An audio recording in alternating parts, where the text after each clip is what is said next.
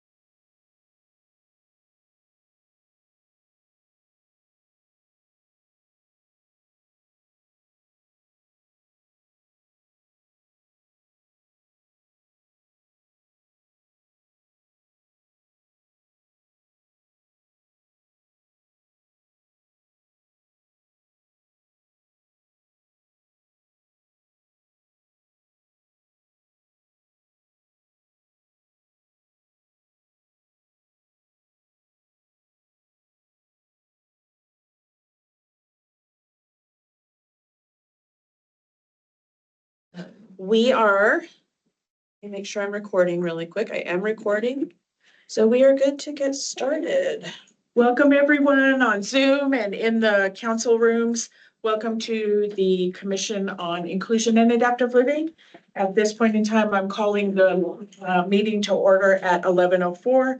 And Ms. Salzberg, would you please do our roll call? Sure. Chair Samaconda. Present. Commissioner Becker. Present. Commissioner Dorman. Here. Commissioner Earl. Commissioner Philippic. I hope I did that correct. Here. Welcome. We'll do some introductions shortly. Commissioner Martinez. Here. Again, also welcome. And Commissioner Peterson. I don't think she's arrived yet, but I know she's on her way. I also want to take the time to say welcome to our 5 new commission members. We are looking forward to getting going and jumping into things and getting stuff done again. So welcome each of you, and I look forward to seeing what each of you bring to the table. Jeff is going to help us with that today, and so I'm going to turn it over to Jeff, and he is going to take over. Awesome. Good morning, everyone. Morning. How are you today? Good. Good. Thank you for having me back. Apparently things went okay last time.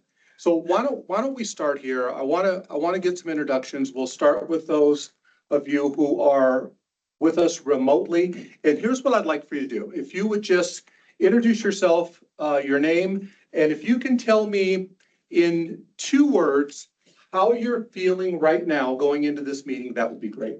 So Paige, let's start with you. Hi.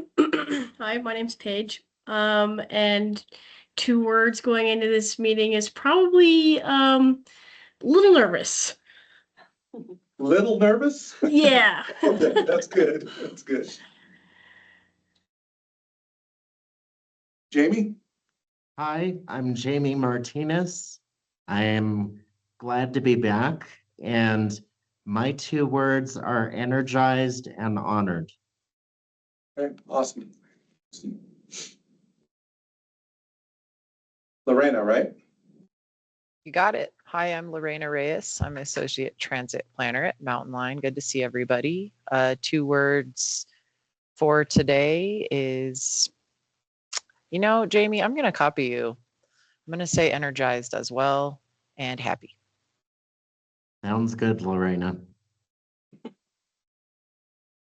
Rachel Simiconda, and the 2 words I have are hopeful and enthusiastic. Okay. Joseph? Hi, I'm Joseph Spence. I am 25 and 24. Thank you very much. 3-week buzz. 2 words, thankful and happy. Aaron? That's great. Aaron Kaminsky, I'm the city's risk manager and ADA coordinator, and my 2 words are super excited. Super excited. Doing? Wow. Extraordinarily excited. Another level okay. Let's get the energy going. Super excited. I want to feel that though. All right, so pause, just pause. How can you say super excited in a more super excited way? Beyond grateful. Okay. That'll work. That'll work. Super duper. Yeah, super duper duper. Super duper. All right, fair enough. Next, we have Sarah, Sally, Susan. Norma. Starts with an S. Everything starts with the letter S. It should be Sarah. I am, I'm optimistic and I'm also hopeful. And Keith. Keith Becker. My 2 words today are bad place. Say again? Bad place. Bad place? Bad place. Do you mind if I pause there? Can you share a little bit more about that? Has nothing to do with this group. Okay. So that's all the sharing that we get, right? Fair enough. All right. Thank you, Keith. Okay. And Elida File is one of our liaisons. Elida? So yeah, my name's Elida File and I am curious and excited.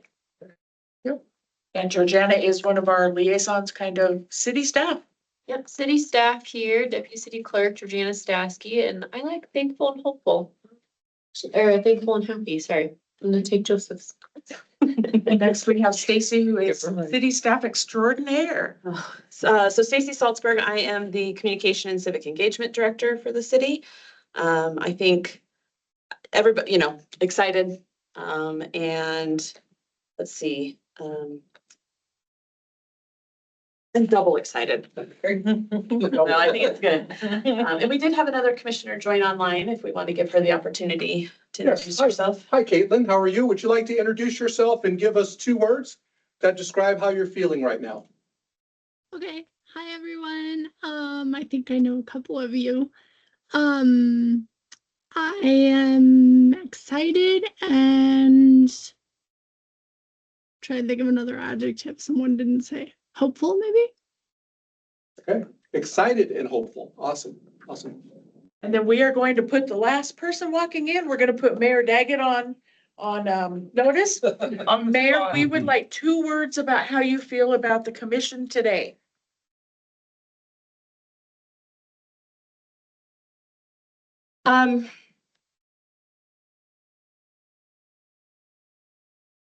Feelings, not just words about the commission. Hopeful and optimistic. Okay. That seems to be a recurring theme. Mayor Daggett, how are you? And Doing then well, thank you. for those who don't know, Mayor Daggett is our city council liaison. So she comes to our meetings and takes things that we are talking about, concerned about, that sort of thing. She takes it back to council for us. So. Thank you. I am grateful, number one, to be here and always encouraged. And I'm impressed by your commitment, the hard work that you do, your desire and passion to improve our community and to make sure that all voices are represented. And that means a lot. And you probably don't hear that enough.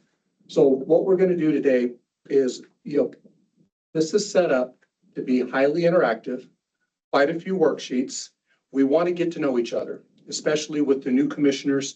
And, my apologies that since you're not in the room, I'll figure out a way for you to participate in the worksheet activities so that you can be involved in that. And Stacy, you can maybe help me with that as we go forward. But I want to start by just giving you an overview of how important your role is here and how valuable it is to the community, even those in the community who don't know it. Okay. I like to say, the rain shines on the just and the unjust alike. But I didn't come to preach to you today, but I will probably tell you that I can never fully take that out. Okay. But so whether or not you're recognized for the sacrifice you make, for the hard work you make, and for your thought process in wanting to do something that is extraordinary, something that's best for the community, it is appreciated. Even the people that don't know how much you do and how much you appreciate it. So thank you very much.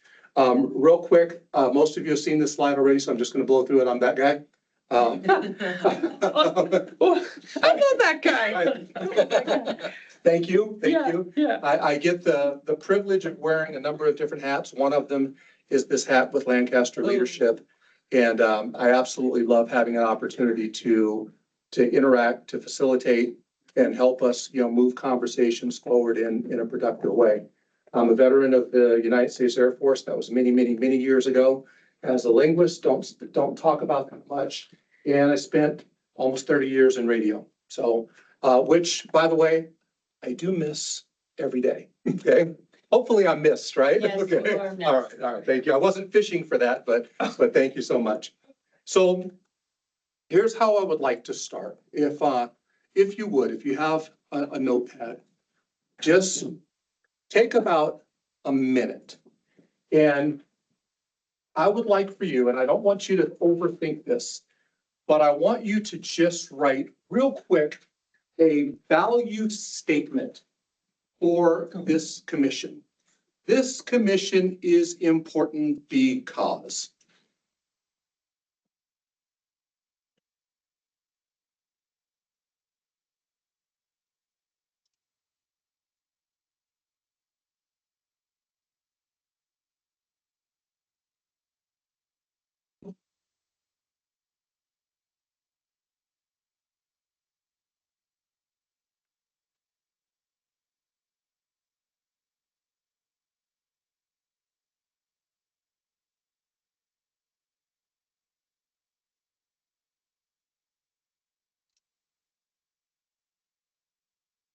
About another 30 seconds. I don't want you to overthink it. This commission is important because.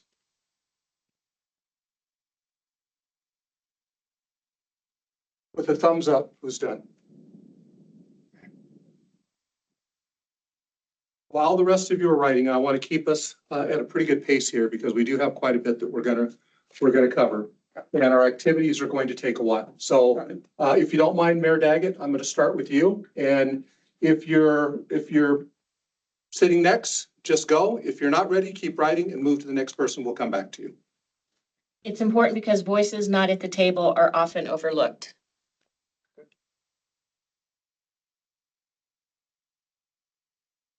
Oh. We get to be the voice for those who will not speak.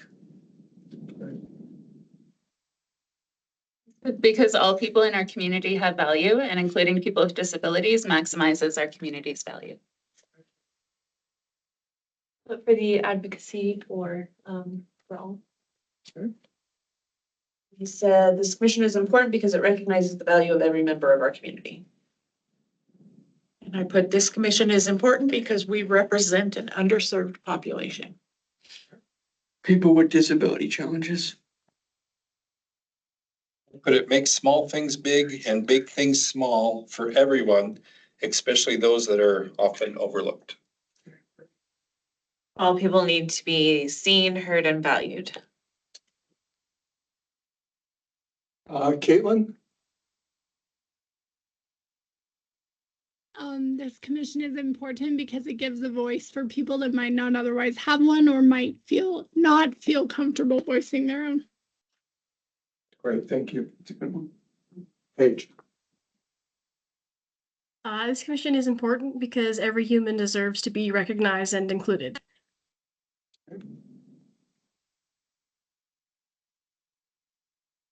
Jamie? Okay, I put it in chat as well. This commission is very important because it focuses on promoting inclusion opportunities for all. Okay. All great reasons and all speak to the value of the work that you are doing and you will do in this commission, right? So with that, since we've established the value to the community, what would be a good reason for this commission not to exist? Don't everybody jump in all at once. Hatred, elitism. Okay, so no. I don't, So yeah, I no, can't think of so any. what I'm looking for is no good reason, okay? And what we want to do is we want to establish the importance of the commission and the value of the commission. So there's no bickering, all of I could give you a list of words, okay, that could derail this commission. And none of them are important enough to keep this commission from existing and moving forward cohesively with the work. And until we understand that, we'll still get caught up in probably some petty discussions, petty arguments, unfair scrutiny from the community that isn't going to, I'm not saying that the opinions don't matter, but they shouldn't matter more than figuring it out so that we can work together for what value, Aaron? For everyone, those that are overlooked, things that are big and small. Sarah, for what value? Everyone needs to be seen, valued, and heard. Wow. So who's represented in everyone? Everybody. People. Everybody, obviously, duh. Well, it was, and thank you for that, because it was supposed to be a duh moment, okay? We might have a few of those today. Here's the thing, here's the point, okay? It doesn't matter what the commission, it doesn't matter what the role. There's going to be people on the outside that are going to question what you do, okay, and the importance of it. And probably more damaging, there's going to be people on the inside that are going to question what you do and the value of it. And do you belong here? And, why is your voice more valuable than Stacy's voice or someone else's voice? And everyone matters. You just said it. Everyone means the same thing all the time. Duh. It means, it means everyone. And so what we need to establish today is, yes, go ahead. Oh, no, I was just giving him the thumbs up. Okay, so what we most need to establish today isn't, we're gonna talk about our why we exist. We're going to talk about how we're going to do this better. But I think the place to start today, I know the place to start today is to allow every person to discuss and understand from one another exactly what unique skills and attributes you bring to the table to make this commission stronger. Fair? Everybody on point with that? Okay, so here's all I'm asking. I'm asking that you be present, honest and kind, action-oriented, and open to challenge, to being challenged, because I like to do that. We're gonna start with an activity, what I bring to the table, why we're here, our mission alignment. You'll probably remember this from our exercise last time where we put the each acronym up. Although this time, instead of it being a move around the room, it's gonna be a worksheet. Civility and communication, working through our differences, and time permitting, we'll talk about the power of disclosure and working together. Everybody good? Any questions? Comments, concerns, or issues? Great, let's get into our first activity. I only printed 10 of these. Hopefully we have enough. I don't need one. Do you have it to put up then? I'm okay too. You're okay too? I'm okay. Should I pass it around? Yeah, I'm passing. Yeah, let me do that. Shoot. And for folks online, we're gonna go ahead and email you the same document. You should see that coming from me in just a moment. All of them? For Joseph. Thank you. Sure.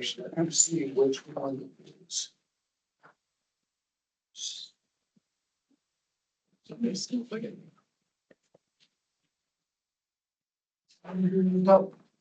It works this way. Work and way. So it's kind of from the list up. Remind me, give me your camera. I know where you live. Yeah. I should. Can I do that? Yeah, that's each of them.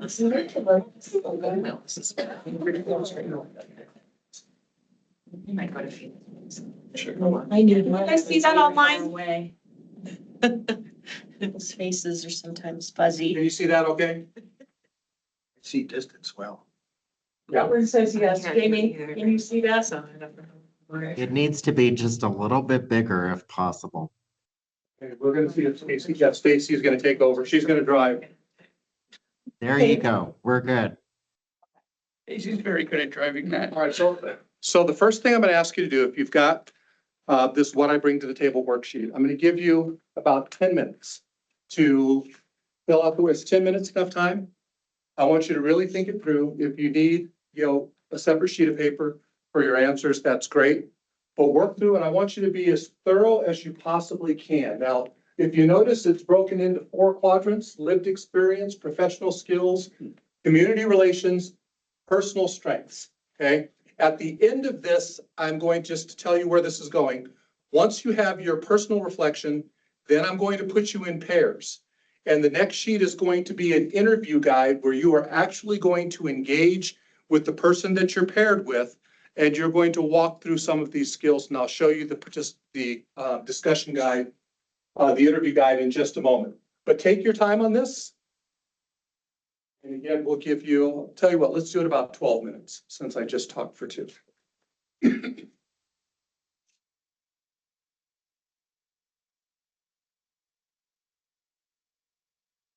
this an extra? Yes. Oh.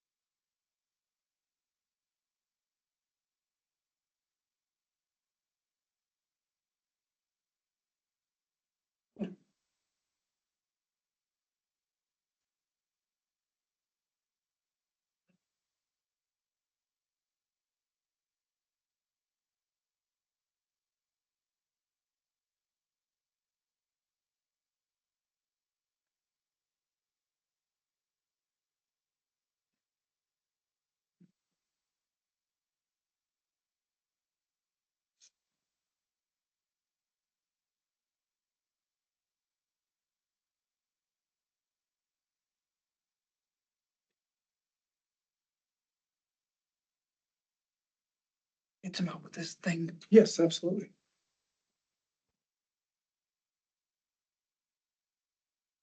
I'm back in school doing this stuff. I feel like it. Feels like it, even though I just graduated 3 years ago doing this. How do I help? You're never gonna get out of learning. We're career learners, right? We are. So what are we supposed to do with this thing? So. Just. I'm also starting display.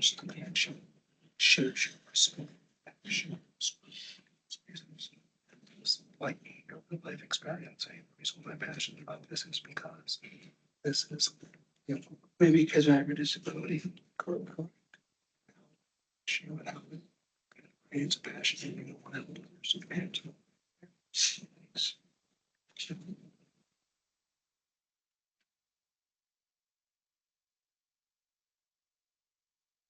How are you all doing with your answers so far? Good.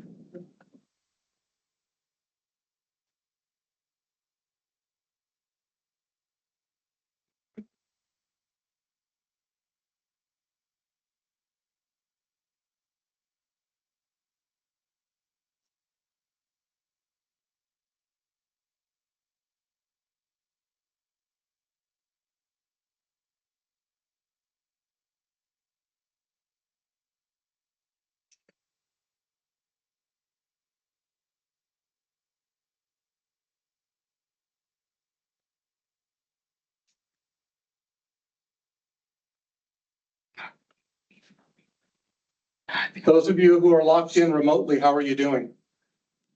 Doing okay? Thumbs up? Okay.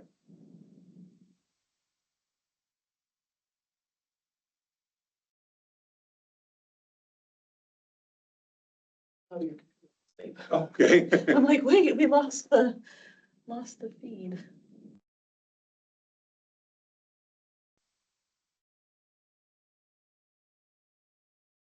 Actually have those docs stored in another place that I think will be easier for them to read. Okay.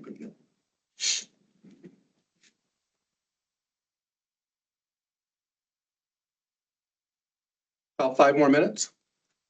Is that going to give you enough time? Yes.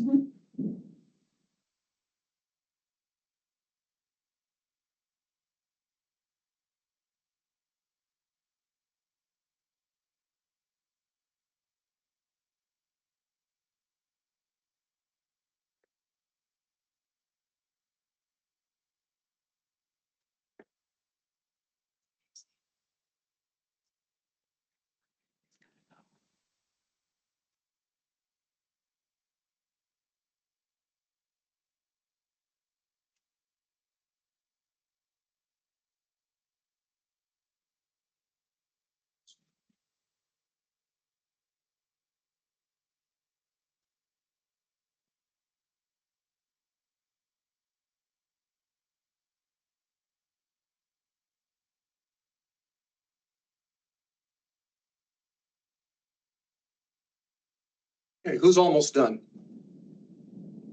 Okay, who is finished? Okay.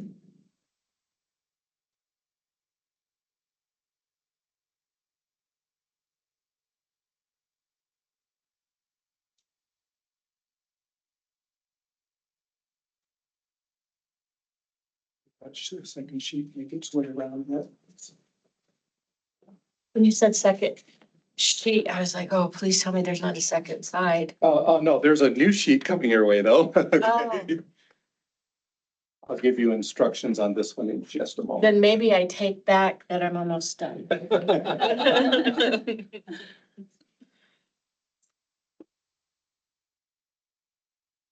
Please don't look ahead at the sheet I just gave you just yet. Of course, if someone told me that, that would be like guarantee that I was going to do it. I used to do that when I was in high school. Like, Don't read ahead. Okay, shouldn't have said that. Yeah, Now no, I have don't. to. I should have said that, no. Yeah.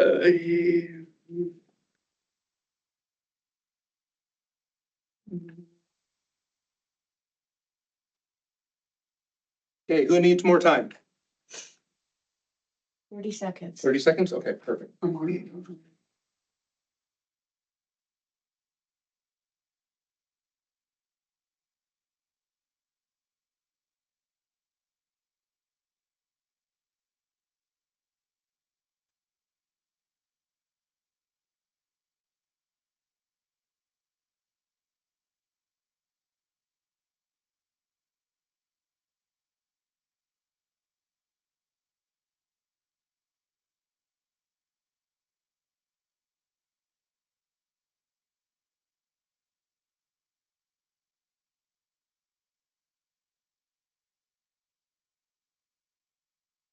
Okay, unless you need more time, time's up. Everybody good? Yes. All right, so here's what's gonna happen next. So normally I would ask you to share some of your answers, but I want to move into part 2 of this exercise, and everyone is going to get an opportunity in some form to share. But what I want you to do is look at that second sheet of paper that I gave you, share interview, and then partner up in twos. And I want you to take turns working through the second sheet. So you've already filled out your self-reflection, what I bring to the table. This next one is a pair and share, where you take turns sharing your responses, listen with curiosity and respect, and be prepared to share one insight, strength, or hope that you have learned from your partner. It's the same 4 quadrants: lived experience, professional skills, community relations, and personal strengths. I don't know how we're going, Stacy, walk me through how we will best pair them up online. So I'm thinking I can mute this room, which would allow the 3 of you online to be able to discuss amongst yourselves. And I think if the 3 want to participate together, I think that would be just fine. And then when we're done, when we're done, we can then come back together. I can unmute the room and have a group discussion. Does that sound okay to those online? Okay, then it's going to get quiet on this side, but you guys should be able to hear each other. Okay, so we are going to.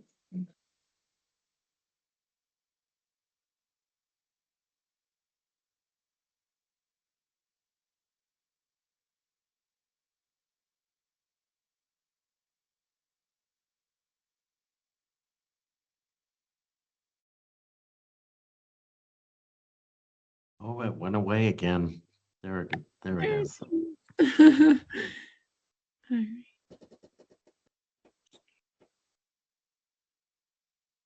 All right, so are we just going down the line here? I think so. Yeah, so each person shares all of them, or do we take turns? Like we all share one, then we all share 2. How do we want to do it? Let's see, there's, what is there, 4 of us? Mhm. And there's 4, so, I mean, I don't know how much time we're being given, but you can at Hey, least Lorena, pick. Yeah, could I ask a favor? Because it's kind of small even still. Can you read that on my behalf? you got it. Number 1 is lived experience, and we'll just start with you, Jamie. What part of your lived experience most shapes why this work matters to you? Because at 18 months, I was diagnosed with spastic cerebral palsy. And so I've spent my whole life living with a developmental disability. And I remember at a very early age, probably the age of 4, you know, how young people will say what they want to be. And a lot of children say they want to be an astronaut or something like that. When I was asked what I wanted to be when I grew up, I literally said, I want to help people like me have better lives, that better life experience. So I kind of feel that with divine intervention, this was something that was born into me. Thanks for sharing that. You bet. I guess I'll go. I was a caretaker for both my parents, specifically my father towards the end of his life here, and navigating spaces to share time together was extremely difficult as he became less and less able-bodied. And so it's very important to me to try to make the quality of those folks who are still around today, because my father did pass, that their experience could be just a little bit better. And that if I see a family that all of a sudden has access that we didn't as a family, that just brings a lot of joy for me personally. And it's really great to tie that in professionally too. So I feel like I lucked out getting to be a part of this group. So pass it on to Caitlin. I have a physical disability that I have lived with for 7 years. I've had type 1 diabetes since I was 8, and hypothyroid since I was 10. So the diabetes and the thyroid didn't really bother me too much. I lived my life. I traveled. I went pretty much did whatever I wanted, lived and worked abroad. And then the physical disability, obviously, it became harder to live a little bit like I used to. I was a competitive athlete for most of my life, a competitive figure skater. And so having to give that up sucked. But I've learned to sort of live with what I have, I'm not most of us that live with disabilities are not going to want pity. So it's nice to be a part of a group that has either lived with or have the challenge of helping people that live with disabilities or need extra accommodations or inclusion. So Thanks for sharing. I was recently diagnosed with POTS, which is like an autoimmune disorder, and it's kind of affected my life over the last couple of years, and I've noticed that sometimes here in Flagstaff it's a little bit hard for me to get around and for me to feel almost like respected with an invisible disability. And so it's really like I'm really glad to be a part of a group where it's like people like me who aren't really seen so visibly can be like can speak out, and I can help like give a voice to more people in Flagstaff. Should we just move on to number 2? Oh, there it goes off the screen again. hopefully it comes back. I don't know if they've noticed. Yeah, was that there were categories, right? Yeah, I think the second one was about what experience, I don't know, I said what experience makes you good for this, but not like lived experience, like educational or professional. Okay. I felt like for that one, for me, it kind of related to all the categories in some way. I think it just depends on the specific issue. Right. I don't think they noticed. Should I shoot a message in the chat? I did Right, yeah, do that too. And I sent Rachel one. I have her number as well. So okay. Hey, the I screen. don't think they're busy engaging in the activity, but Looks like they were looking yeah. at us there for a second, but don't notice the screen. Oh. Let's hope somebody will realize something here soon. You'd think with all of the meetings this gentleman has done that he would have a little better idea of how to engage the hybrid audience. Right. Exactly. Zoom, That's okay. Zoom is a better video platform. Like I use Zoom all That's the fair. time. I'm totally able to like help them, but I'm not That's as okay. well on Microsoft Teams, but they'll figure it out. I should have taken a screenshot of it. So I thought about It looks like they've noticed. It looks like they've noticed that it's good call. Looks like we're working on bringing it back up here. nice. All right. Hopefully. There we are. Hey, we we're go. back. Okay. Just a couple more minutes, okay? Do we want to pick one and then try to get through the 4 of us? Yeah. Okay. Paige, you want to pick it? Sure. I am I'm interested in the personal strengths, like what personal strengths what personal strengths do you hope others experience from you as a commissioner? Like what can we all help each other like realize? Or should I go first? Sure.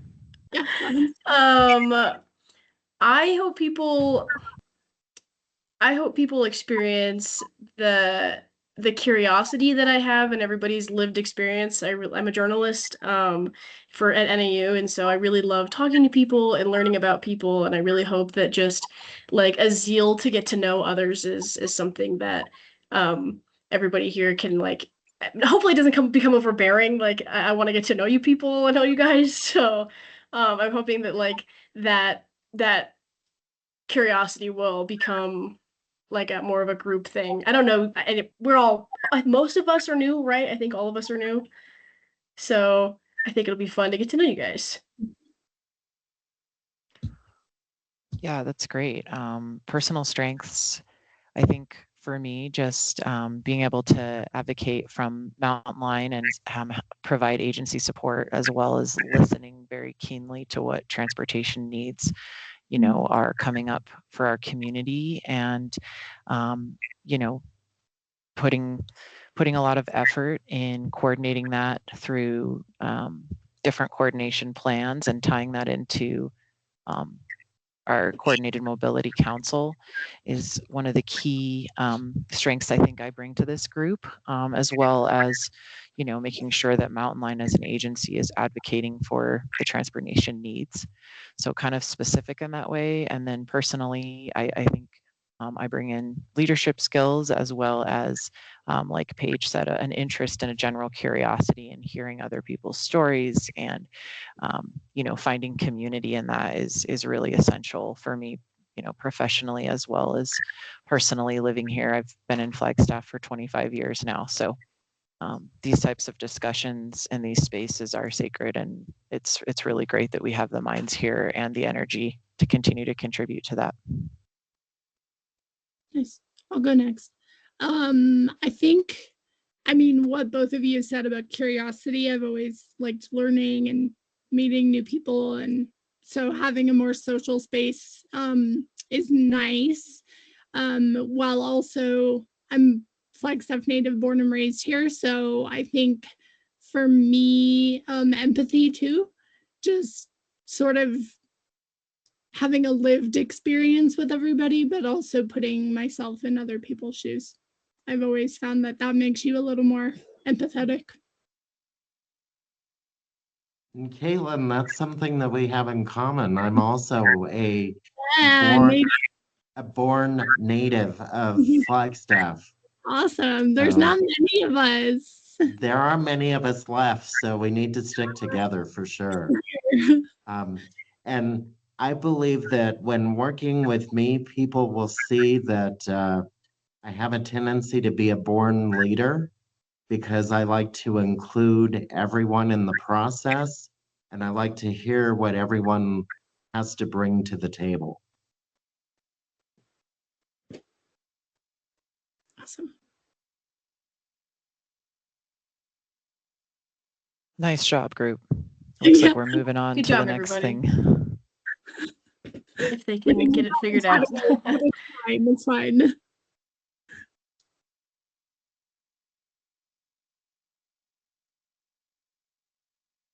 They remember to unmute themselves.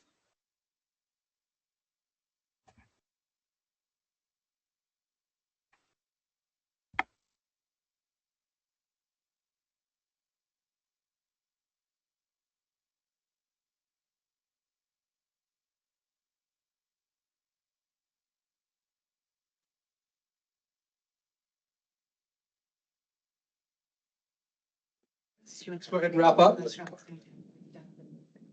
So before we get started, here's what we're going for in our takeaway. No one commissioner can represent every experience, right?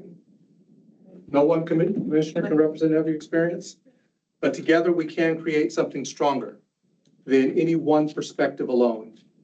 And so what we're doing here is we're establishing that knowledge of one another's skills, a respect for one another's skills and experiences, because that's going to take you further in any team. Not, it doesn't matter what the sport, it doesn't matter what the endeavor, you bring to the table different skills, but they all matter. So let's, you've been in pairs. Tell you what, why don't we start with you online? If you would just speak up, say who you were partnered with and what you learned from their worksheet, from your dialogue with them.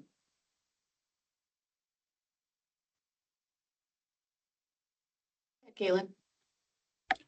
So I think we all partnered together. We kind of all shared. I loved what Jamie specifically said about being born or having a disability at a young age and wanting to help people from a very young age. I think that's really unique and really cool. Hey, what else? What else from that group? We have 4 different categories: lived experience, professional skills, community relationships, and personal strengths. Okay, I'll go. I was really touched by it was Lorena, right? Mhm.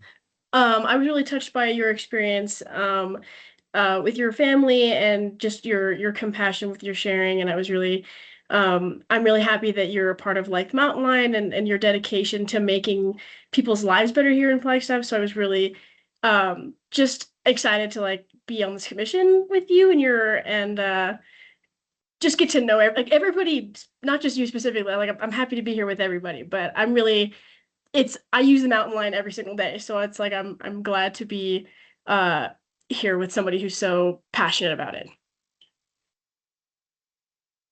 Thanks for that, And Paige. Go ahead, Jamie. I'll go after you.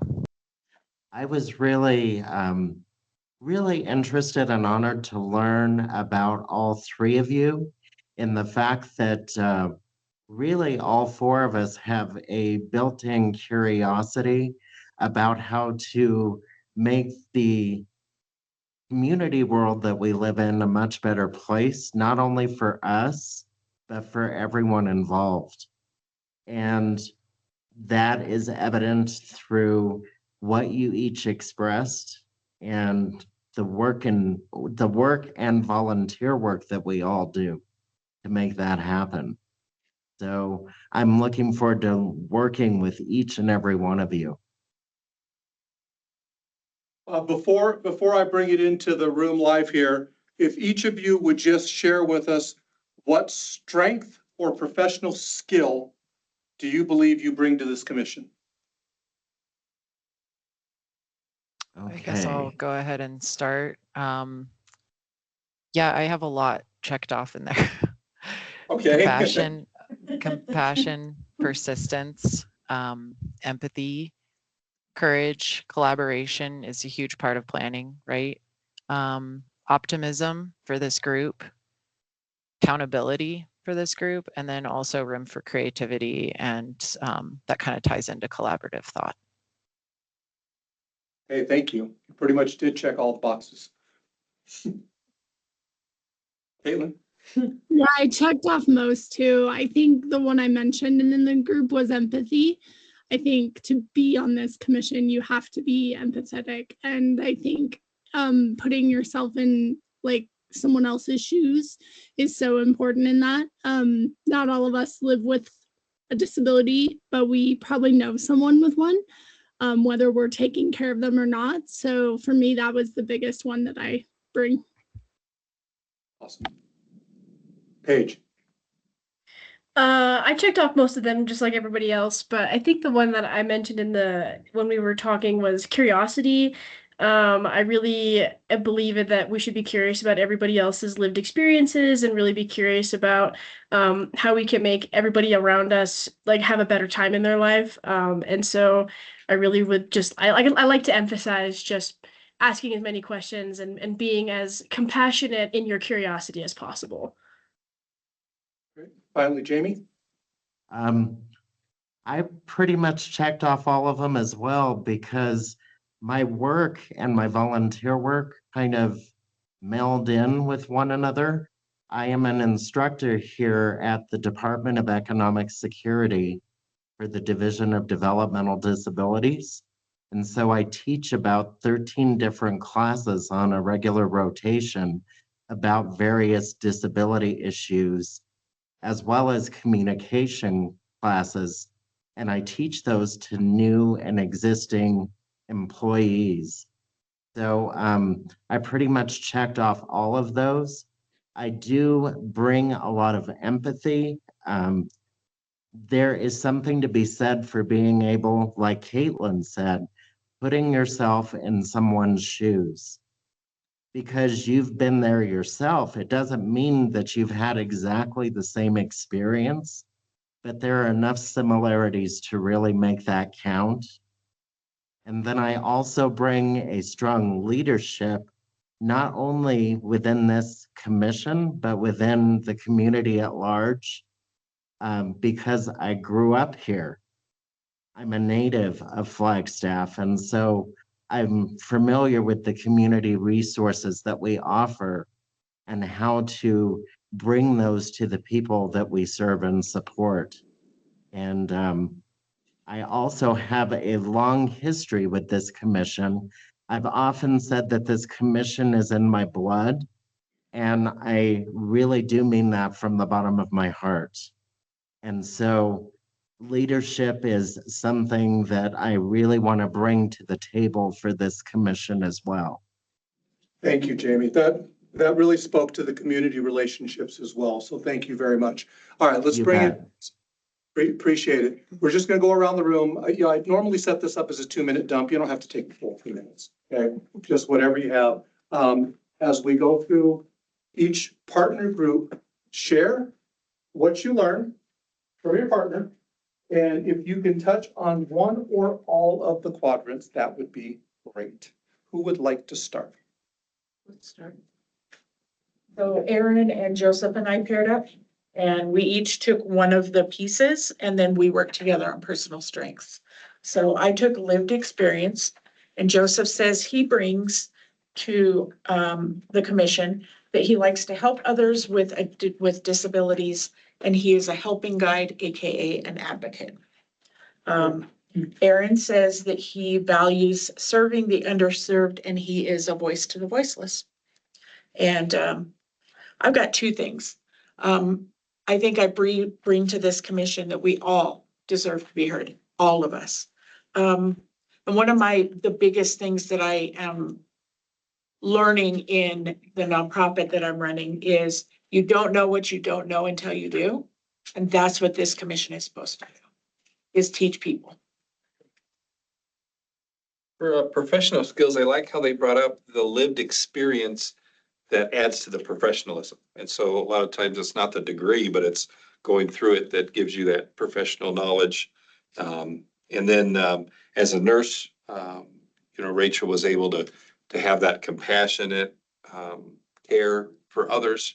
An advocate, again, for Joseph was kind of one of the big qualities there.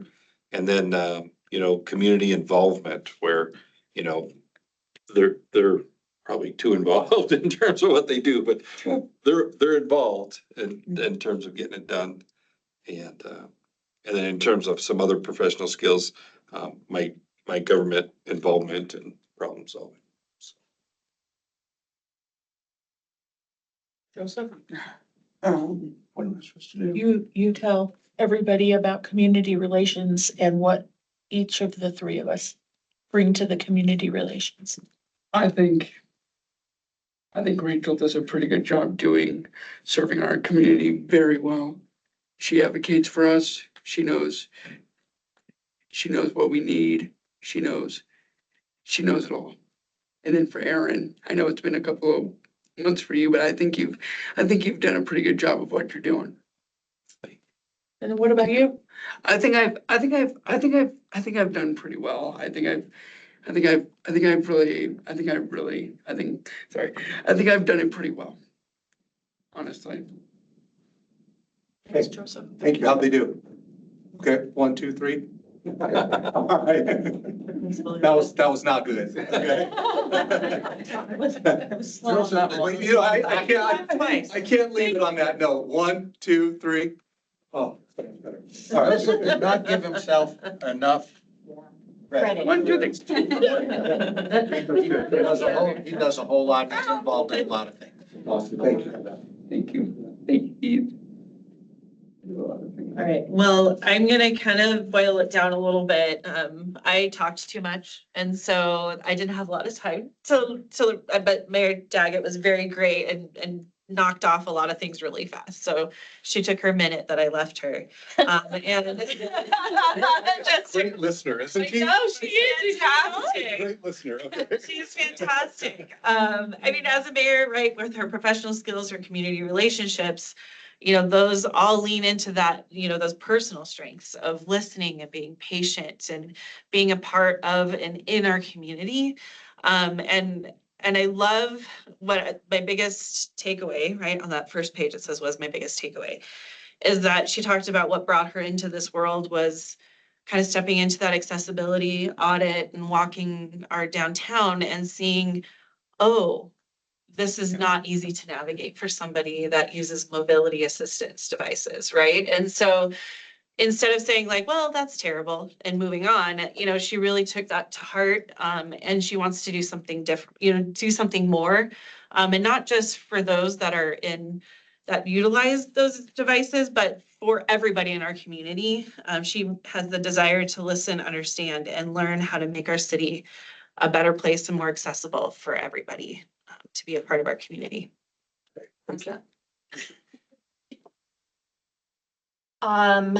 So there's a lot here, like this woman is plugged in everywhere and brings a wealth of knowledge around resources that are available and can help people navigate what I am assuming is a very challenging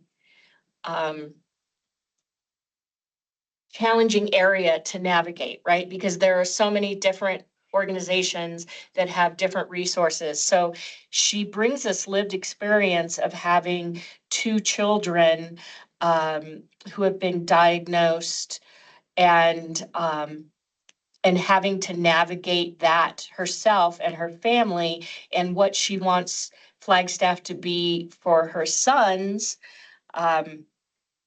Helps the entire community because she can help the entire community know what is available to them. And she's pragmatic, which is music to my ears, because I love the visionary, right? But that also takes some patience. And it's not because people don't want to make the change. It's because sometimes there's a lot that has to be done before that big change can happen. So she's pragmatic and compassionate and persistent and also holds people accountable. And I think that those are very good skills for anyone on this commission to have because there are big changes that we would love to see, not just in Flagstaff, but everywhere, right? And that's attitudes and accessibility and a host of other things that I'm probably not even aware of. And without being compassionate to people who want to help you along the way, you know, your message of change can be ignored if you're not trying to collaborate with people. Very good. Thank you. Anything else?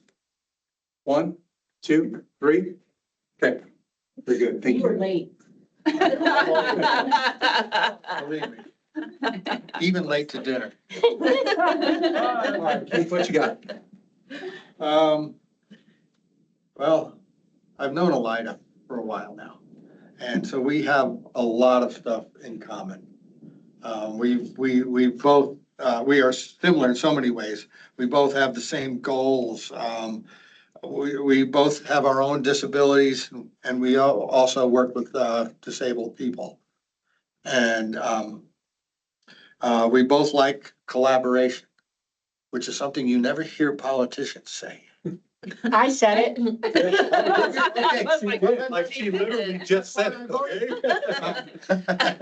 I don't consider myself a politician, but anyway. Collaboration is, and we're very similar in all of that.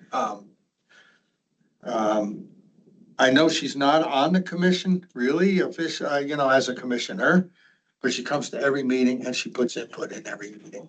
And, I have high respect for that. And I don't know about me, I'm persistent. Sometimes, to a point that the other people don't like. But I believe again in collaboration. I try to listen because if you don't hear or see what the problems are that are out there, you can't fix them. And so again, I'm into problem solving. I'm into accountability. I'm into creativity because that's part of problem solving is how to be creative and get it done and get it, make some offers to like even the city on how they can do things or may be able to do things differently. Some may be easy done, some may just be education, some may take a little bit of money, some may take a lot of money. And you have to look at, you can start here on the education, you can go to the easy stuff with low money, then you can go to the harder stuff that might take more money, and you can take the steps to do that, to get to places. So I'm all about those kind of things. Accountability is my own accountability to be coming to this meeting and to be with the other organizations that I do belong to around town that are advocacies for the people who are disabled. Great, thank you. Keith has been our peacemaker Yes, in this commission. That's right. all right. For sure. Good to know. There should always be a peacemaker. We should all be peacemakers. We should. Yeah, yeah. Is that what he said? Okay, well, that abbreviates the process considerably. Keith and I have worked together for a while. He's very involved, and it stood out to me when we were talking about professional skills. You were claiming to not really have professional skills because you haven't worked in the field per se, but really through lived experiences, a lot of self-education, a lot of advocacy work, volunteer work. You do have professional skills. You just didn't get paid for them. And yeah, collaboration is huge. On personal strengths, you told me to write down persistence. Absolutely. And I've seen that and I appreciate that. And he told me to also write down, just being a pain in the, you guys fill in the blank. Yeah, we know what it is a lot. Yeah. So yeah, Keith brings a lot to the table with his persistence, his passion, his creativity. He's always seeking to collaborate. He puts up with me. I've been in Flagstaff for 48 years too. That's a big thing. I've seen a lot of change You know a lot about our community. in both city and with people living in this town. Certainly speaks to community relationships as well. Okay, let's, are you good? Yeah. Okay, last group. So we. Oh, sorry, wait. 1, 2, 3. Thanks for holding me accountable, okay? So we did it a little bit similar as you guys, where we broke it up a little bit. So I have one here for the lived experience, and I learn from Stacy every day. I've been here for a year and a half, and I learn from her every day.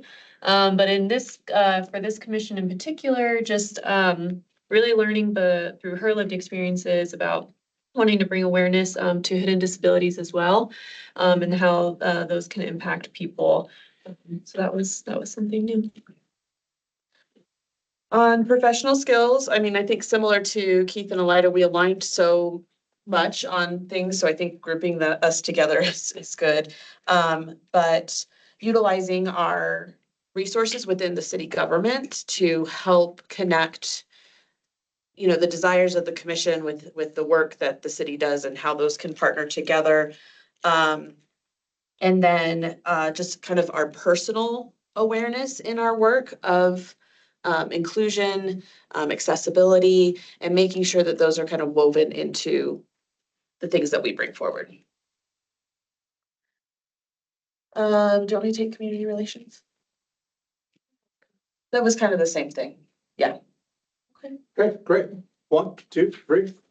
All right. God, that last one. On the clock. I was trying to get you guys. That's one of my disabilities. I'm a little slow.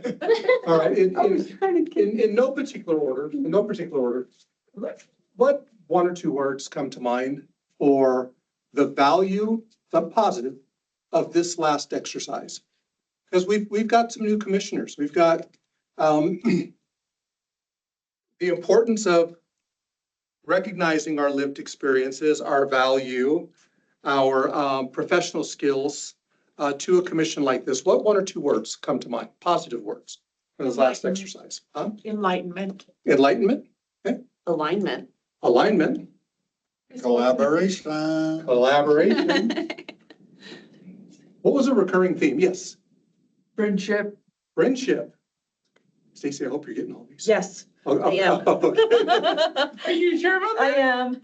I'm trying to Enlightenment. multitask. Collaboration, alignment, friendship. What else? Respect. Cooperation.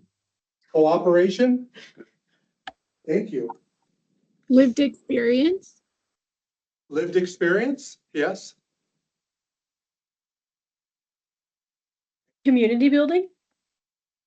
Community building. Okay. Yeah.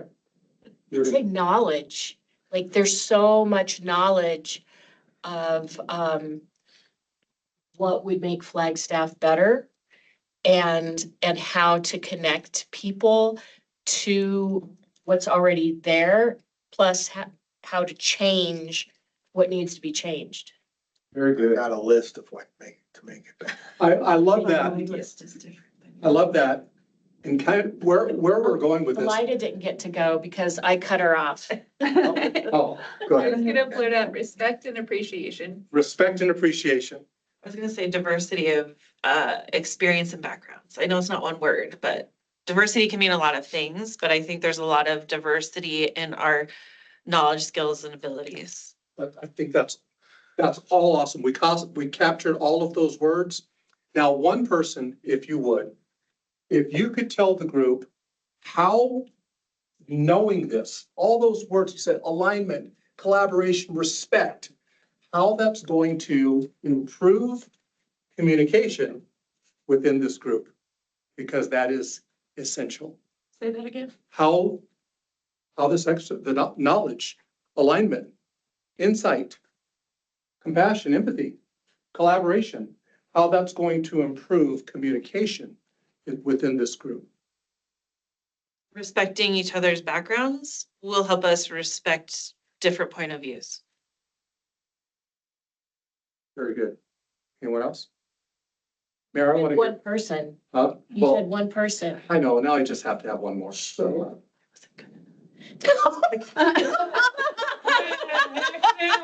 Mayor, I'm really feeling like you want to speak up here, okay?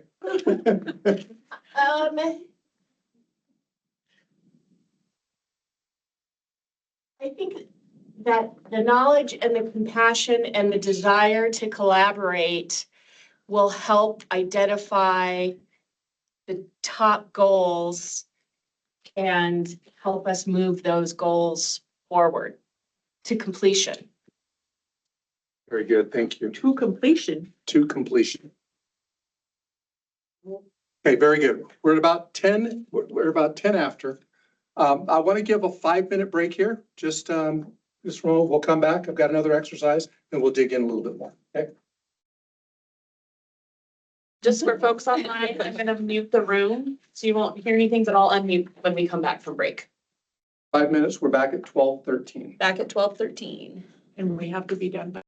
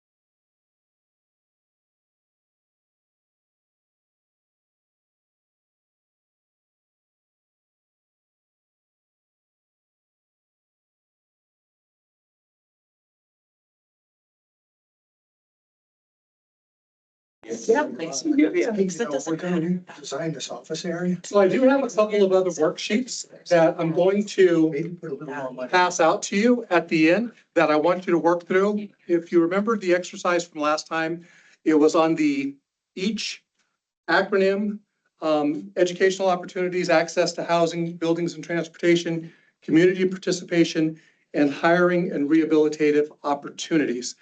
If you want to, and we'll make sure that you get these by email as well, there is a worksheet and a discussion guide. We just want to kind of pass those down.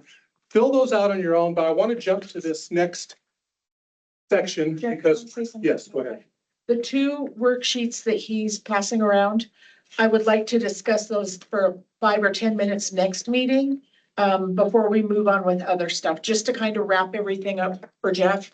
So if you guys will work on those this month and then come back and be prepared for all of us to talk about them quickly. We'll make sure you get those in the email. So let's talk about the role of the commissioner. Or the role of the role of the commissioner within this group, okay? And I'm going to put up some things on the screen. The questions that I want you to ask here for role clarity are: which role feels most natural to you? And which role may challenge you? So, and we'll use maybe like a simple highlight, yellow highlight for which feels most natural, and maybe a pink or green highlight for which is the most challenging. There? So, as commissioners, your advisors, bridge builders, advocates, problem solvers, community connectors, listeners, and stewards of a respectful process, correct? Pretty much cover it? Yes. So, which role? Can you go back to that? I will, yeah. Which role feels most natural to you? As individuals. Yes. Which role may challenge you?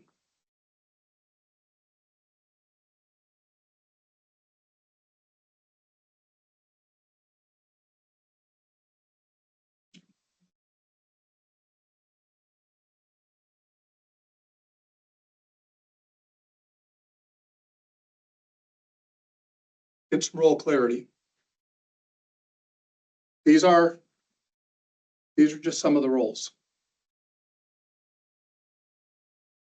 Which feels most natural? And Mayor Daggett, you asked the question individually. I think what we should do is expand this to collectively, because someone may be challenged in a particular area, but as a group, it's really, we can help each other. So if I'm challenged by being an advisor, okay, but that's your strength, then I'm going to lean on you for that strength, right? So as a commission, let's take it one question at a time. As a commission, this commission, which of these roles feel most natural? As a commission. Yes.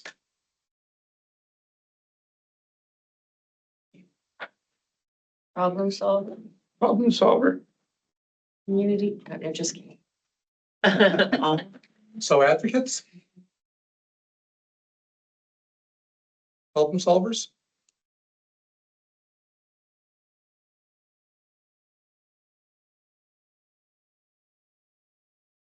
What else?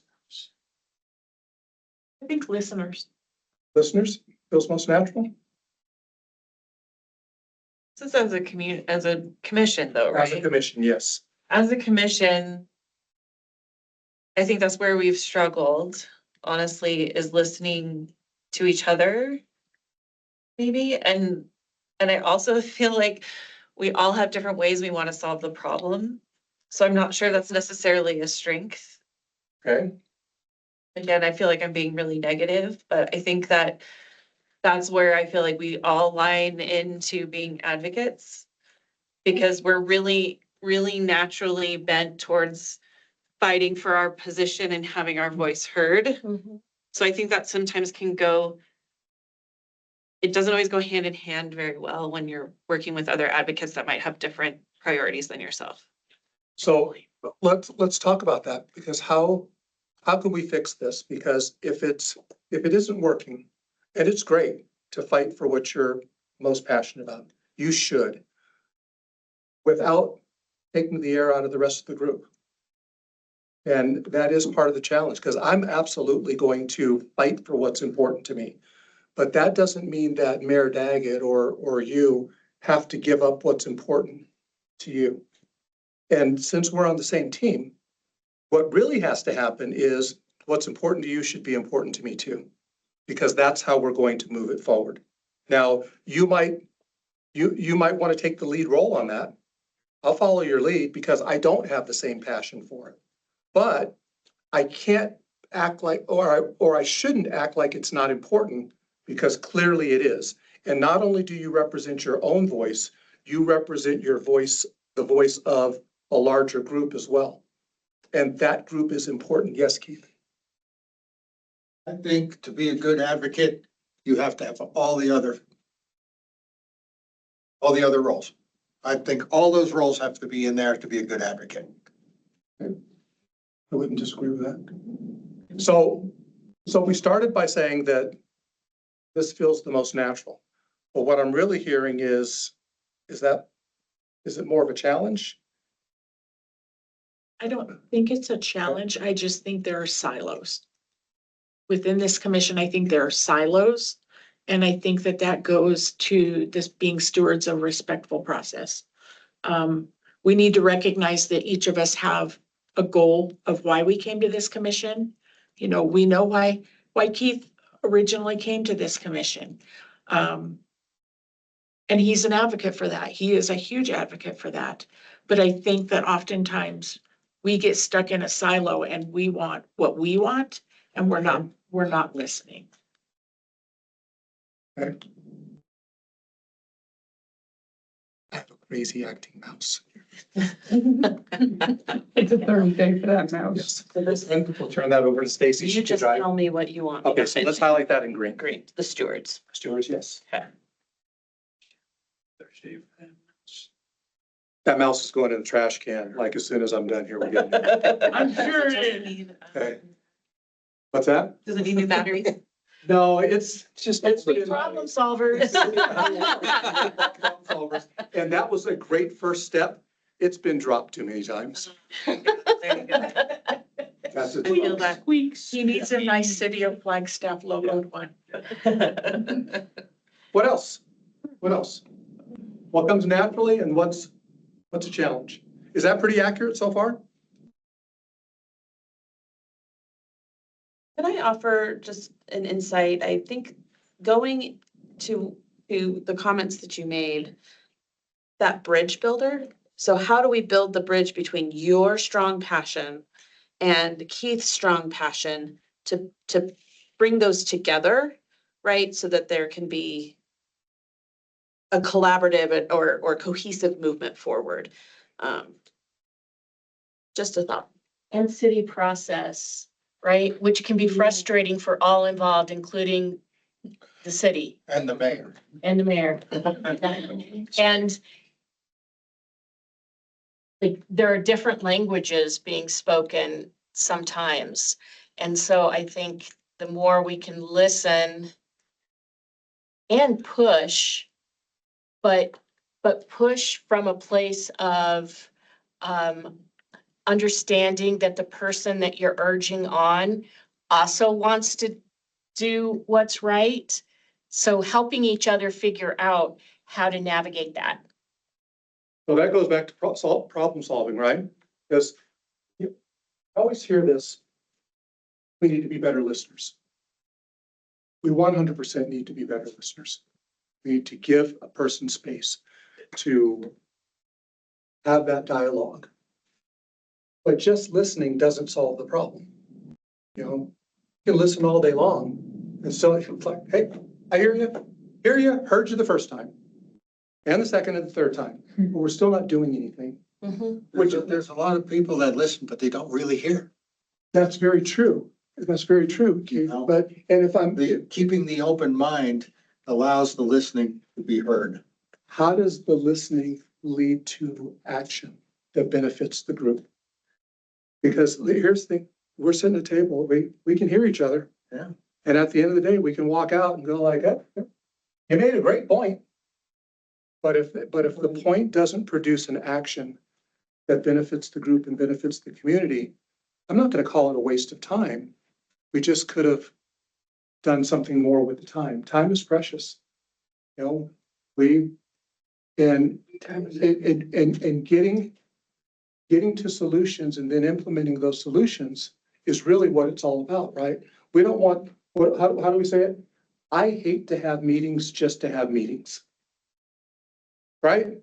You meet what, once a month? There has to be value in the time. We've all discovered our value, our skills, our passions. We can come together once a month for the next 2 years and never do anything other than have a meeting. So what do we need to do to move from talking about it to doing it? I think that one of the things that Sarah identified in the last meeting that you were here with us is we need to close the loop. I think that that will help a lot with some of the issues that we've struggled with, is that we need to work on closing the loop rather than jumping and just having the meeting to talk about things and then jumping to the next meeting and talking about new things. I think that's why the summer planning meeting is important, identifying our goals and then working on those goals until they're completed. We're gonna add that, closing the loop. Because from the dialogue that we had last time, that was probably the biggest challenge. Okay, we're talking about it, and so we don't want that to be a topic for every meeting. You know, we want to move past this. We want to have the loop closed. We want to make sure the communication is good and that we're actually doing something. What else? I think one of the things that as a commission in the last 6 years that I've been on, that I think we're really, really, really good at is advocating. I think maybe not necessarily as a commission as a whole, but each of us individually are superb advocates for what we represent here. And I think that brings a strength to this commission that oftentimes can lead to some discourse, but more often I think that it leads to some change, maybe not with this commission, but within ourselves, within the other entities that we touch. I think that we're really good advocates. We're all really good advocates. And I know some of you new people, and I know that three of you that I know are absolutely supreme advocates.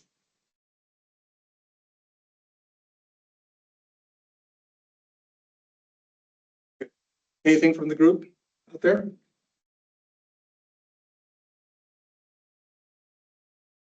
No, we're good? All right, so I'm still looking for how we're going to close the loop. How we're going to get there. Goals, Goals? Goals are great. Then what? work. Work. Towards goals. And then work hard. And then at work the goals. Goals are great. Working Work hard is harder, great. not smarter. Action plan. Developing a strategic perspective. And narrowing in on the goals so that we're not, I mean, in a brainstorm, right? You're like, let's do all of these things, but what is the one thing that we can get accomplished right now? And maybe what's one that we need to start taking steps to get to a point where we can solve a problem or make something better. Because I think we all have so much energy that, and there are so many things that could make life better for so many people in Flagstaff that sometimes it just becomes a big jumble of what we need to do. Absolutely. Can I give an example of that? Yeah. I think one of the things since I've been on this commission and Sarah has said that this is something this commission is always working on, is sidewalks. But we've never really narrowed down, what about the sidewalks? You know, do we need to work, and this would be part of bridge building, do we need to work with Reggie's office in a way that is fruitful, where we're working on just cleaning up the cinders and the weeds, rather than just saying the sidewalks and then saying, we've got blocked sidewalks, we've got broken sidewalks, we've got, you know, shrubs, we've got, instead of throwing 8 different things about the sidewalks, focus in on one very specific thing until we complete it. You all agree with that? Absolutely. So what that speaks to, oftentimes, you know, you hear this comment, you know, you're only as strong as your weakest link. That's only partly true, okay? Because you are as strong as your greatest strength. So when you think about it, oftentimes when we're doing like one-on-one leadership development, I'm not trying to fix everything that's wrong with you. I'm not trying to make the things that, can I be really honest? I'm not trying to take you from the things that you suck at to now you suck less at it. Okay? I'm trying to take you from the things that you do pretty well to doing extraordinary. You know, you're promising profound strengths to your profound strengths. Because if we focus on the stuff that you're just okay at, so what's the best outcome? You're going to be a little better. You'll be slightly better than okay. Whereas I can look at the things that you're already really, really good at. And if we can take you from good to great in that area, you're going to have far more influence and much greater impact than if I take you from being average to being slightly above average. That makes sense? So we spend far too much time focusing on our weakest link, focusing on, to your point, let's pick 1 or 2 things that we can make an impact and then kill it, crush it, knock it out of the park. Then go down the list, go to the next thing, knock it out of the park. And before you know it, that like the community response to that is they're going to see you not just doing something, but succeeding at something, making a difference. And it's a profound difference. That makes sense? Yes. As you saw a question in my mind. Well, and I think part of it is that we also have to be okay with letting things go. We're not gonna change how the city plows the streets, right? Like, that's not gonna be something that we can do, but we might talk about it a little bit, but it's okay to say like, well, we can't, you know, make a drastic change here. So at what point do we leave that and move to something that we can crush and do well? And I think that's something that we also need to balance, is when to walk away. It's not failure or defeat, it's just not right now. All right, so let's touch on that because that's going to be affected by how you communicate, your communication and how you communicate. Let's spend a little bit of time here. I've got 2 columns. One is what shuts participation down and what helps you to feel safe to contribute. Because within this group, you know, the first thing that happens if what you're passionate about, Aaron, isn't, I'm kind of, and you start to talk about it, and I start like texting on my phone and checking Dodger scores. It's like, oh, there he goes again. Oh, man, don't talk about the Dodgers now. Since the 1960s, but I'm not here for that. This is what I have to go through. I know, I feel worse about this than you do. Yeah. That's not true. You know, and I clearly indicate that that's just not even important to me. Then you start to feel that you're not important. And we need to be more effective in that dialogue. So how can we just kind of identify, I don't want to spend a whole bunch of time on what shuts participation down, other than to just understand what it is so we can avoid it. Okay? When we're in group, we're having these conversations. Keith, what makes you crawl in your shell? Pretty much nothing, but no, seriously, what shuts you down?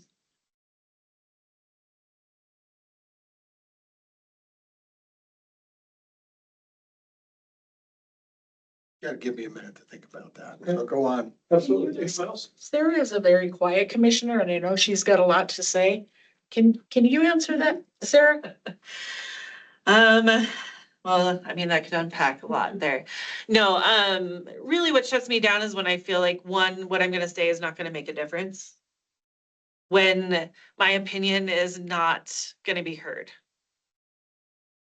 Exactly what I just wrote down. Being heard. And along those lines, I would say disrespectful argument. Like when it just starts getting like this, I just, like, I'm not gonna jump in to that. I'm going to just wait for it to end.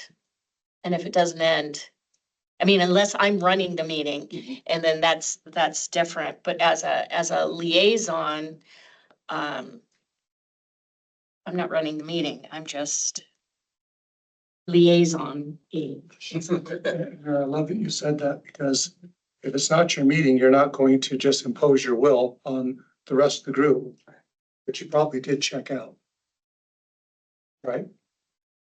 And we know how valuable your time is. You didn't come to this meeting to waste your time. Came to be productive.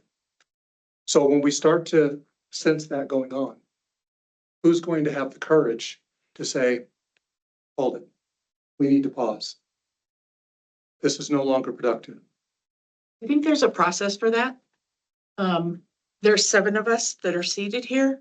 There are 7 of us that have a voice. When something goes wrong, there's a process to solving that. And I think that is probably key to shutting down things before it even starts. And people need to understand and respect that process works. Yeah, I think that it's a shared responsibility to shared goals and procedures for how you operate, right? So it's not on one person to stop it or start it or call somebody out or whatever. It's shared. We all agree that this is how we're going to behave. Okay, and once those boundaries are violated, then that individual can speak up, or you're all champions for the voiceless. We've talked about that. You're not shy about speaking up for people who aren't going to speak up for themselves, right? I mean, you're all champions in this room, and so I agree, it's a shared responsibility. So that what will help for everyone to feel safe to contribute?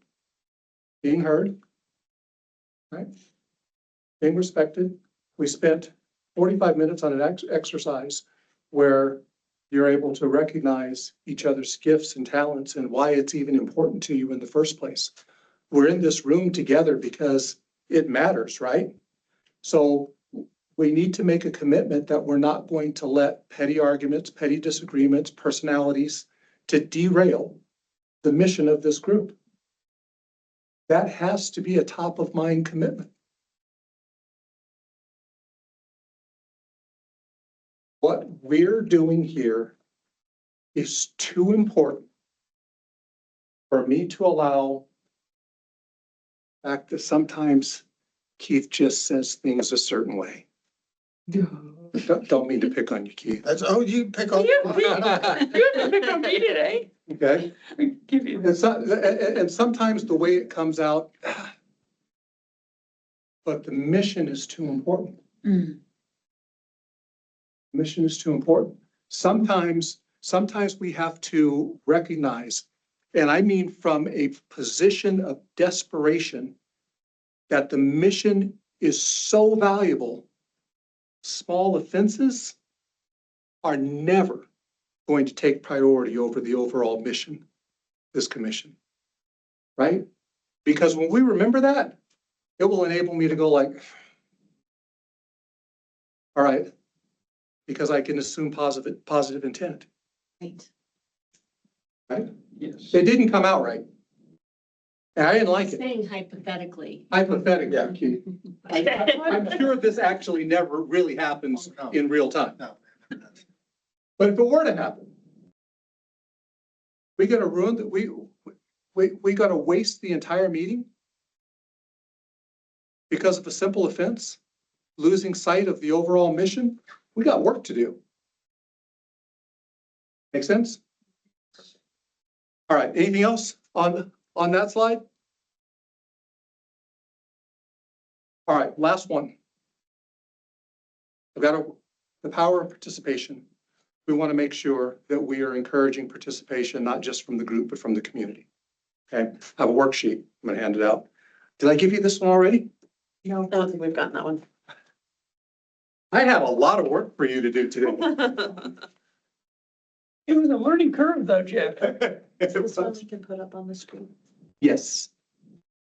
So Jeff, do you really like the Dodgers or are you trying to like frustrate me? Cause I'm a Diamondback fan and then. So here's the truth of that statement and question. I didn't know that you hated the Dodgers, but I don't care. You know what? The Blue Jays gave you trouble, Jeff. They gave a lot of trouble. And at the end of the, I loved the trouble that they gave. It was so fun to watch. Watch out for the Diamondbacks though. The Diamondbacks have played really well. They've won 9 of their last 10 games. I don't hate the Diamondbacks. 5 in a row. I just love the Dodgers. Thank you. And I have been a Dodgers fan since the 1960s. I'm dating myself. Ben, Are you go not a with Dodgers fan? Ben Scully was the best announcer. Okay, that's fine. Sorry. No, that's okay. So can commissioners, can you guys work on these 3 worksheets and then bring them back for the next meeting? The last 3 that were passed out, and like Jeff said, we'll make sure that they get emails to everybody. I'm not coming back. But the last 3 we'll talk about really briefly next meeting. can do it. I want to be here. Great, thank you. All right, so this is what we talked about last time, what you were gonna go after. I just need a kind of thumbs up if this is still something that you want to focus on, or do you want to talk about something different when you come back together? This is where we landed last time. Can you read them? I don't have my glasses on. City ADA transition plan, education first, staff self-disclosure, the city website, and code compliance enforcement access. I think that was one we wanted to take off that list, right, for sure? And we will be revisiting all of these in July Okay, during our summer planning meeting. And so we will re-identify if these are still the top of the list. okay, perfect. All right, we've got about 7 minutes left. It's important we get some Go commitment. to liaisons as well. Yes. Talk about liaisons as well. How about I turn that over to you? Okay. Okay. Finish up your stuff. Okay, let's get some commitments. We're gonna go around the room and just like we did last time, get some commitments. These are your commitments to moving commission agenda, moving commission projects forward. How are you personally going to help to do that? In a few words or less. Because we only have room on the screen for a few words. Okay. Actively listening and collaboration. Let's just go in order. Responsibility. Responsibilities, tell us more. Never mind. Flexibility, being flexible to our community and being helpful to our community. Better. Senior. Being available. Mine's the same as last time, is just to have more of a commitment to speak out. Yeah.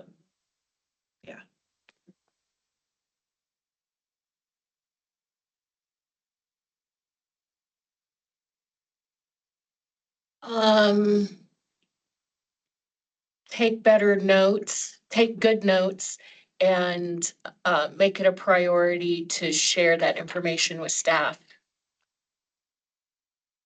Can I say something to that? If you don't take good notes, we always post on YouTube about 2 weeks after, right? It's immediate. For real? Immediate. Yeah. Oh, Usually at the wow. end of the day. If you've missed a meeting, if you weren't sure about something, watch the YouTube. Oh.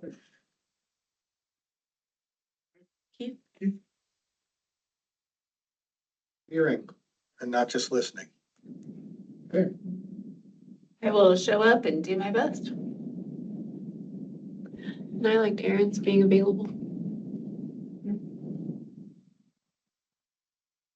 His And commitment is taking note. I will continue to support and advocate. Jamie? I would say, being accountable. Caitlin? This might go with actively listening, but compromise or being willing to compromise. Paige? Keeping an open mind to everything and new ideas. Those are all great commitments. How about a group commitment? Respect and regard for one another. Absolutely. That's a good one. Respect and regard for one another. That will take you a long way. All right. I turn things back over to you. Thank you as always. Don't forget your homework. Get your homework. And I'll get All right? those sheets to you guys online, very soon. Thank you, Jeff. Appreciate your time. What, really? That's like, get like a single one person clap, that's it? 1, 2, 3. And with Keith, it sounded like 2 claps. He's always just a tick late, right? I don't always conform. That's what we love about you. No one thinks that about you as far as you know. Oh, God, guys. Did you want me to introduce the next discussion item? So on our agenda, we have a discussion of commission structure.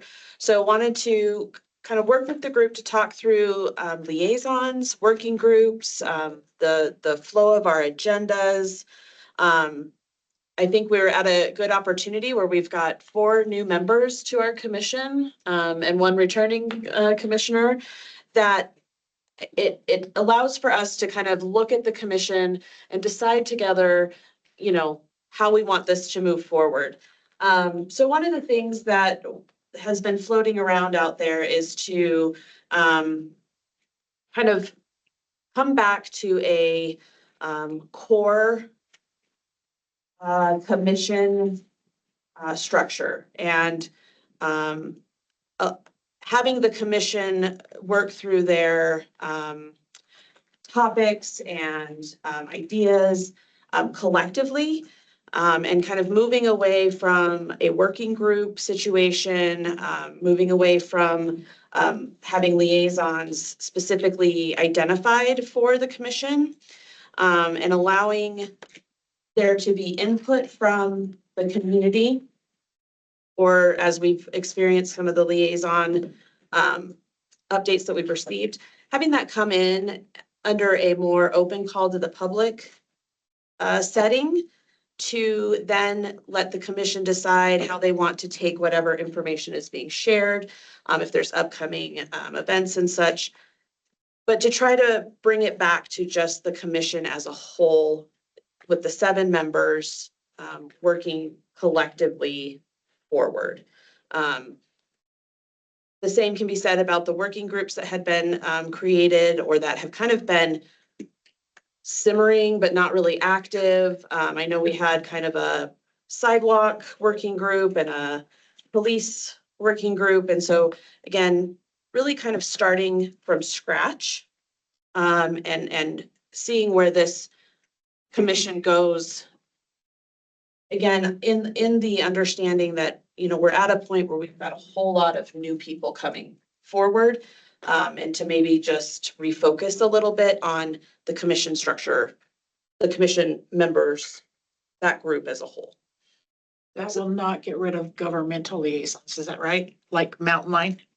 I think that's a discussion for the group, right? I would envision it, if you're asking my opinion, I could see Mountain Line continuing to come to meetings, but to keep them, again, more in that open call to the public. I think oftentimes what we find too is our liaison updates, we don't get to them.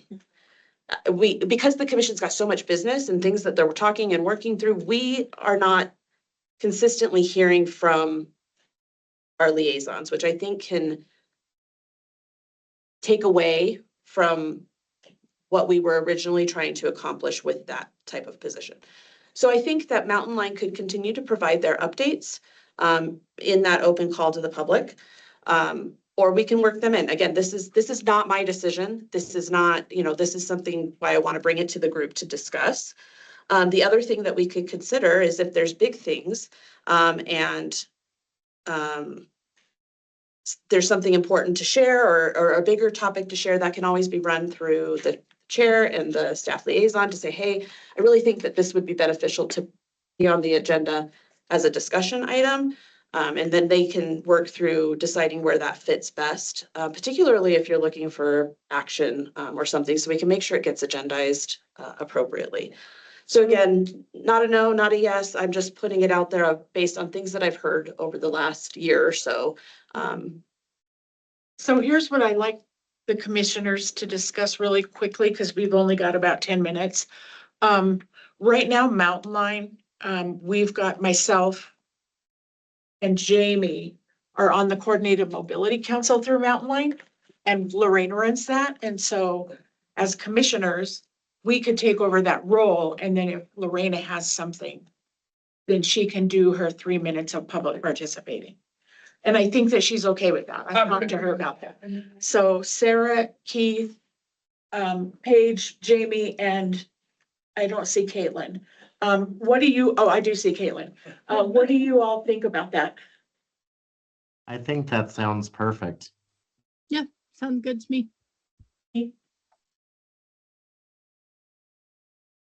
Well, I like Lorena having her little discussion, but, I'm willing to go with the flow.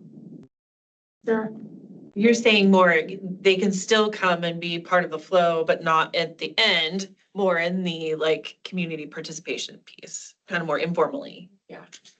And I think if I can clarify what I think I heard you said in regards to the Coordinated Mobility Council, because you already sit on that, you can provide those updates into from. And if there's something bigger that Lorena needs to come and provide, that could happen at open call or a request for an agenda. Is that how I'm That's hearing? correct, yeah. Okay. Or during the two from, Absolutely. recognize her as a commissioner, we can recognize her to speak. Is that appropriate in the two from? Two from is really for commissioners. It's for back and forth with commissioners. Okay. So if she has a formal update that she wants to give, if we can coordinate that before and put it on the agenda, but it wouldn't be necessarily a recurring update, or she can always come at that open call to the public and share any Mountain Line Okay. updates. Again, that's just kind of a suggestion on proper process, but certainly open to discussion. And then Jamie, I think that because you're on the police board, I think you Yes. should take over as police liaison. I will take over as sidewalk liaison, and we can do that as part of the two from. Sounds good. Back up just a little bit. I think the idea is to actually do away with liaison Okay. titles, even with the commissioners, because I think Right. it pigeonholes you a little bit into taking on that full responsibility, and other commissioners might. That said, I think the appropriate time is, hey, I've been working on this as a commissioner. Here's my report. That all can happen during that two from. Okay.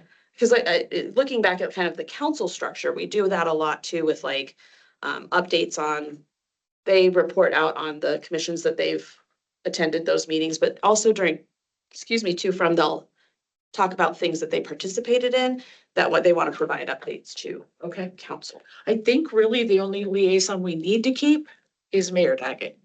That is council appointed. None of us get to say, no, we don't want a council liaison. I love you too. Thumbs up, thumbs down. So it would be more of, and are we, I mean, just to know, and I know we don't have a ton of time, but just so that I understand the structure. No other commissions have liaisons, official liaisons. So it would be helpful to know, like, why do we have so many liaisons? And are they providing the value that we want them to provide? Like, is it having them have more intentional time? Is that gonna provide more value? I would probably say yes. Versus like them sitting around for an entire meeting and then maybe saying, everything's good, nothing to report, right? Like, so is that gonna be more valuable of their time if somebody from NACOPT or the police commission or whomever Yeah, 'cause wants to come? And again, this is my opinion and kind of where I see things.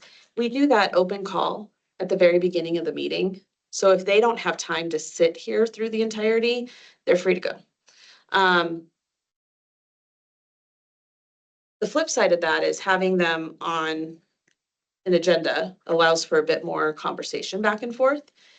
And that's where I think that gets tricky, right? Because right now, we could put them ahead. Let's just say we keep liaisons and we'll put them at the very beginning of the meeting. We then have just cut into our stuff that, we're trying to accomplish. So again, it's more structural. It's not to take away voices. It's not to take away input. There's a place to do that. But if we find that it's important to have a standing agenda item for updates from the community, I mean, I think there's a few different ways to do that. I think where it is hard is if it's in open call, you don't get to have a back and forth. They share their information.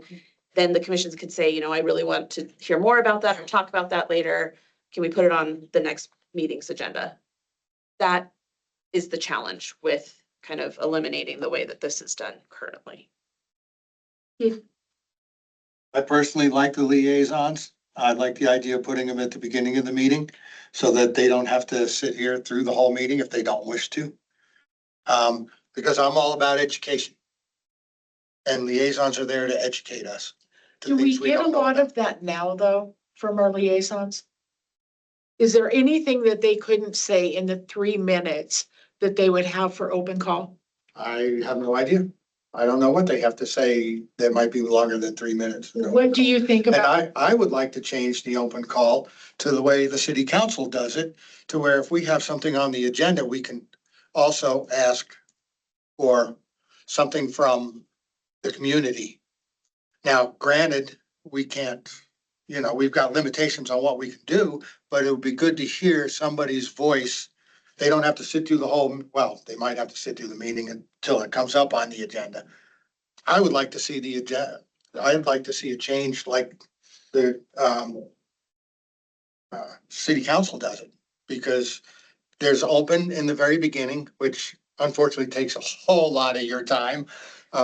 But there's also, when there's something on the agenda, they're supposed to wait till the agenda item to make a little bit of a community discussion, because I think that might involve more community members if they could do it that way.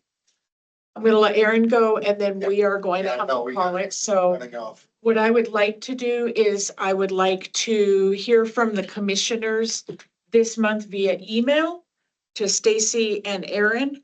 Please CC Aaron Kaminsky on everything going forward, and Stacy.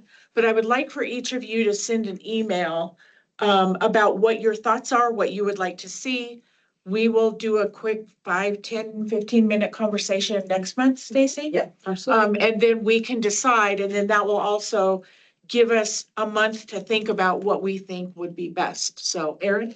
I think what's valuable about what Keith is saying, but also keeping it in focus, is letting that time still be 3 minutes. All right, so on agenda B, I've got some discussion, but you're limited to your 3 minutes so you can add that value and then the commissioners can discuss. Thank you.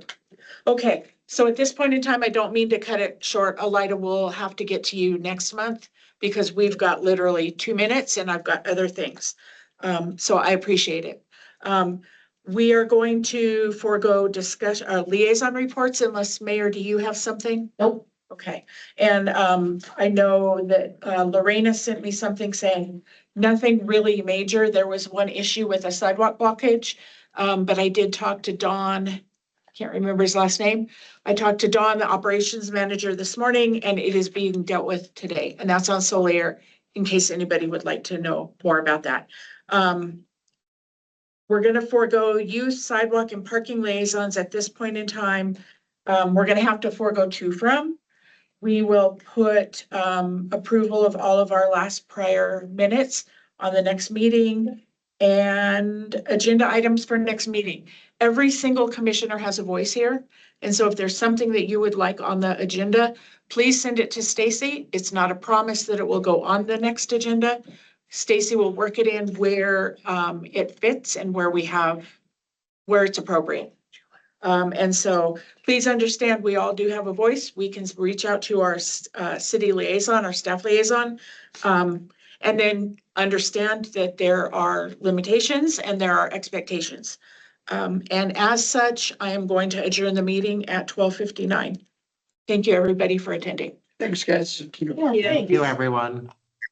Thank you. It's great to meet you guys. Yes. Welcome. Bye. Like bring up the curbside. Stacy, Rachel, Jeff,